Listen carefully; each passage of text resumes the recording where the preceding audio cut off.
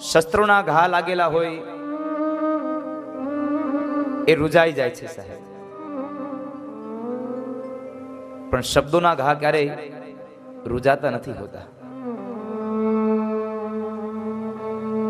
અપમાન થયેલો માણસ જીવતો હોય છે પણ મર્યા જેવું જીવન જીવે છે, કારણ હંમેશના માટે એ અપમાનનો કીડો એને સદૈવને માટે કોરી ખાતો હોય છે. માટે ભગવાનને પ્રાર્થના કરજો કે અમે કોઈનું માન ન આપી શકે તો કાંઈ નહીં, પણ એટલી કૃપા કૃષ્ણ કરજો કે અમે કોઈને અપમાન ન આપીએ, અમે કોઈનું અપમાન ન કરીએ.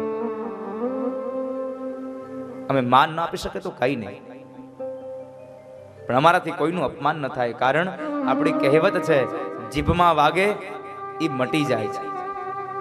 32 દાંતની વચ્ચે જીભ રહે છે. કંઈક ખાતા હોય અને કદાચ બટકું ભરાઈ જાય તો એ જીભમાં ભરાયેલું બટકું 1 દિવસ 2 દિવસ 3 દિવસ 1 અઠવાડિયામાં મટી જાય છે. પણ એક વાત યાદ રાખજો ખાસ કરીને કે જીભથી જેને બટકું ભરાઈ જાય એ જિંદગી ભર નથી રૂજાતું સાહેબ. જીભમાં વાગેલું મટી જાય છે પણ જીભથી વાગેલું ક્યારેય ન મટે.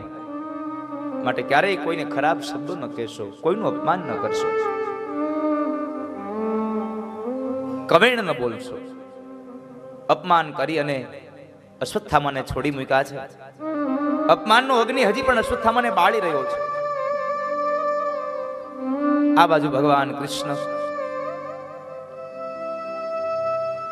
દ્રૌપદીના 5 દીકરાઓનો અગ્નિ સંસ્કાર કરાવી અને હવે ભગવાન કૃષ્ણ દ્વારિકા જવા માટે તૈયાર થાય છે. ભગવાનનો રથ તૈયાર થયો અને જ્યાં ભગવાન જવા માટે તૈયાર થાય, એક પગ પોતાનો ભગવાને રથના પગથિયામાં મૂક્યો અને બીજો પગ હજી નીચે છે. ત્યાં એક સ્ત્રી આવી અને ભગવાનનો પગ પકડી અને ભગવાનના પગને પકડી અને રડી રહી છે અને ભગવાનને પ્રાર્થના કરે છે, પાહી પાહી મહાયોગિન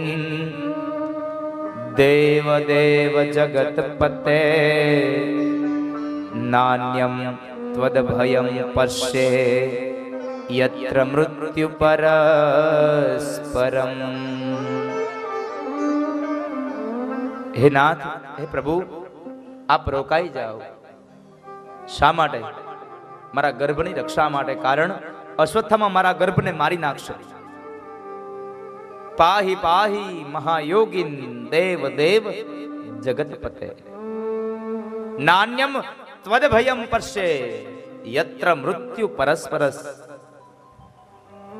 મહારાજ, હે નાથ, આ જગતમાં જેનું જન્મ એનું મૃત્યુ એ નક્કી છે.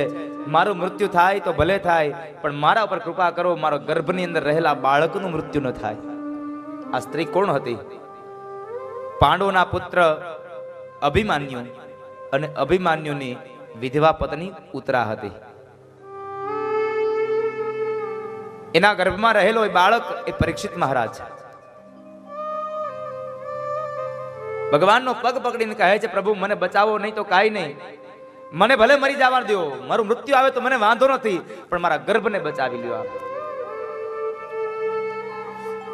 તમે જુઓ, કૃષ્ણ જાય છે તો કૃષ્ણના પગ પકડ્યા, નહીં તો કદાચ એ ઉત્તરાને ક્યાં ડરવાની જરૂર હતી? કારણ કે એ બાણાધારી અર્જુન, ગદાધારી ભીમસેન, એ બધાય રક્ષણ નહોતા કરી શકતા. પણ નહીં, છતાં પણ ન અર્જુન પાસે ગઈ, ન ભીમસેન પાસે, કોઈ પાસે ન જાય અને સીધું ભગવાનનું ચરણ પકડ્યું. કારણ આ શિખામણ કોણે આપી હતી? એની સાસુમાં દ્રૌપદીએ.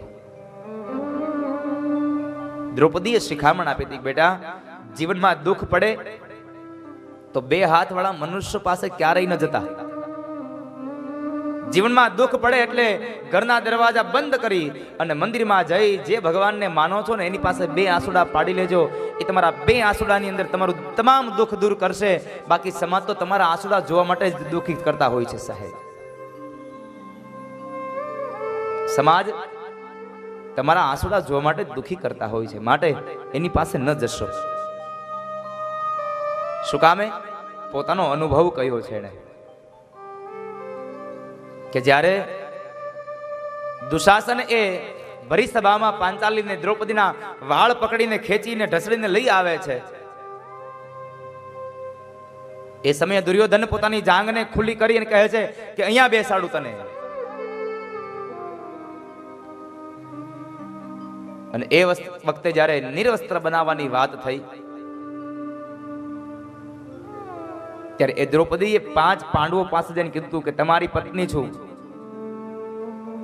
મારી લાજ રોકી લ્યો. 5 પાંડવો નીચે જોઈ ગયા હતા. ને તો ત્યારે પણ એ જ અર્જુન હતો, એ જ ભીમસેન હતો, છતાં પણ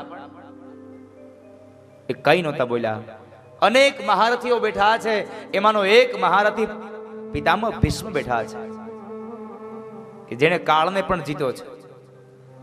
પિતામહ ભીષ્મ પાસે જઈ અને એને ખોળો પાથરીને દ્રૌપદી પગે લાગીને કહે છે, પિતામહ મારી લાજ જાય છે, તમારા કુટુંબની, તમારા પુત્ર વધુની લાજ લૂંટાય છે, મને નિર્વસ્ત્ર બનાવાય છે, મને બચાવી લ્યો. ત્યારે પણ એ ભીષ્મ પણ નીચે જોઈ ગયા હતા. એને પણ દુશાસનને નહોતું કીધું. અને જ્યારે કોઈ એની વાત ન સાંભળી ત્યારે 2 હાથ જોડી આંખો બંધ કરી અને દ્વારિકા વાળા કૃષ્ણને કીધું હતું કે હે કૃષ્ણ, હવે તમે બચાવી લ્યો. આંખમાંથી અશ્રુની ધારા સાથે જ્યારે દ્રૌપદીએ ભગવાન કૃષ્ણને યાદ કર્યા અને જ્યારે દુશાસન એના અંગ ઉપરની સાડી ખેંચતો જાય, જેમ સાડી ખેંચતો જાય એમ કૃષ્ણ સાડી પૂરતો જાય, જેમ ખેંચતો જાય તેમ કૃષ્ણ સાડી પૂરતો જાય. સાહેબ 999 ચીર કૃષ્ણએ પૂર્યા હતા.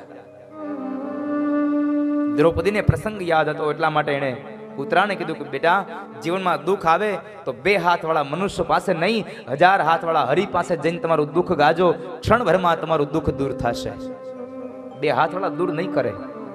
એટલે ઉતરાએ આવીને ભગવાનનો પગ પકડીને કહે છે, પાહી પાહી મહાયોગિની દેવ દેવ જગત પતે નાન્યમ ત્વદ ભયમ પશ્યે યત્ર મૃત્યુ પરસ્પરમ. હે કૃષ્ણ, હે પ્રભુ, મારું મૃત્યુ થાય તો ભલે થાય, પણ મારા સંતાનનું મૃત્યુ ન થવું જોઈએ. એ સમયે માતા કુંતા પણ આવી અને ભગવાનની પ્રાર્થના કરે છે, પ્રભુ આપ રોકાઈ જાવ ને.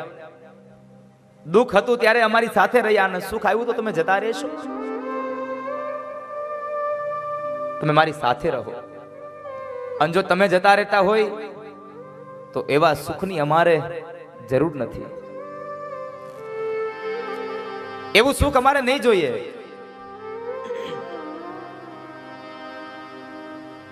પણ આપણે સુખ કોને કહીએ ને દુઃખ કોને કહીએ?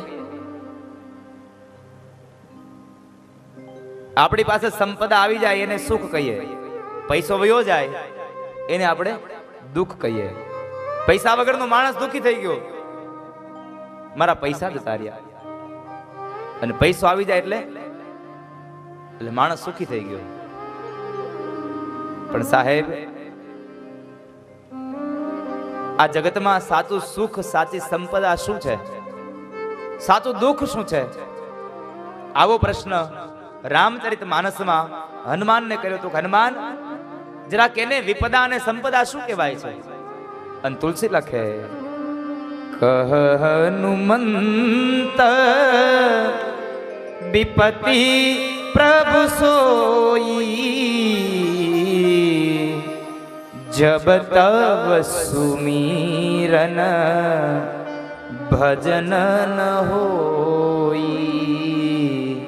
શ્રી રામ જય રામ, જય જય રામ,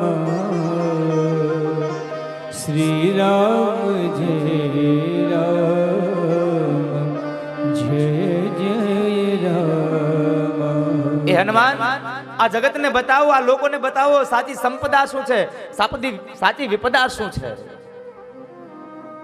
અને હનુમાન કહે છે, જ્યારે જ્યારે આ મનુષ્ય અવતારમાં ભજન થઈ જાય ને એ સમય સંપદાનો છે, અને જે માણસ ભગવાનને ભૂલી જાય એ સમય વિપદાનો છે.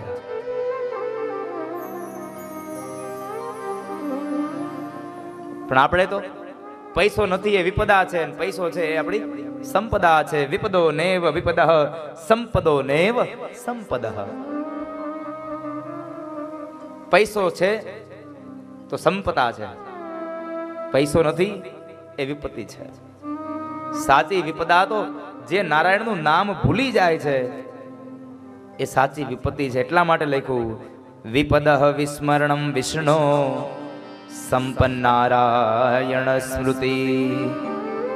જે માણસ નારાયણના નામને ભૂલી જાય છે એ સાચી વિપદા છે. માતા કુંતા કહે છે પ્રભુ તમે જો જતા રહેતા હોય અને અમારે ત્યાં સુખ આવતું હોય તો અમારે એવા સુખની જરૂર નથી. ભલે દુઃખ આવે તમે રહો મારી પાસે. અને હે કૃષ્ણ તમે જો ખરેખર અમને સંપદા સુખ આપવા માંગતા હોય તો મારી આપને એક કરબદ્ધ પ્રાર્થના છે કે જેટલા સુખ આપો એની સાથે એક એક દુઃખ આપજો. કુંતાએ માંગ્યું છે આવું હજી સુધીમાં જગતમાં કોઈ નથી માંગ્યું. કારણ કુંતા એમ કહે છે પ્રભુ અમારા જીવનમાં દુઃખ દેજો. આપણે ભગવાન પાસે સુખ માંગીએ છીએ. કુંતા કહે છે દુઃખ હતું ત્યારે કૃષ્ણ તમે સાથે હતા.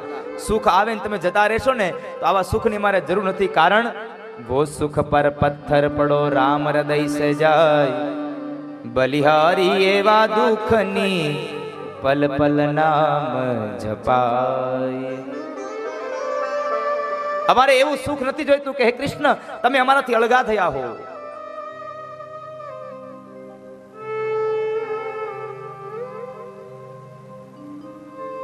અમારે એવા સુખની જરૂર નથી. સુખ અને દુઃખ મનમાં ન લાવજો સાહેબ. કારણ એ તો ઘટ સાથે ઘડ્યા ટાળ્યા કોઈના નવ ટળે. કારણ રઘુનાથના જોડ્યા. હરિએ જે ભાગ્યમાં લખ્યું છે એ જ થઈને પૂરે છે. માતા કુંતા પણ ભગવાનની પ્રાર્થના કરે, દ્રૌપદી પણ ભગવાનને કહે, પાંડવો પણ કહે છે. અને એ સમયે